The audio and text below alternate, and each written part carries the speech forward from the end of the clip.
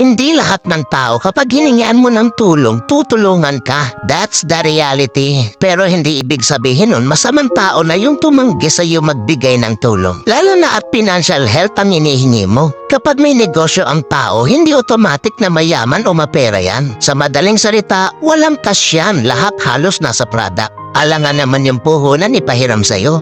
Huwag po natin i-normalize yung ganyang ugali na inoobliga yung hinihingian. Kapag may naitulong, thank you. Kung wala, move on. Walang responsibility. Lahat ng tao may problema sa mundo. Hindi mo lang alam kasi nakapokus ka sa problema mo. Kaya kapag natanggihan ka, huwag magdamdam. Intindihin mo din yung taong hinihingian mo ng tulong. At the same time, bago ka humingi ng tulong, tulungan mo din ang sarili mo. Dahil di palagi may ibang tao na tutulong sa'yo.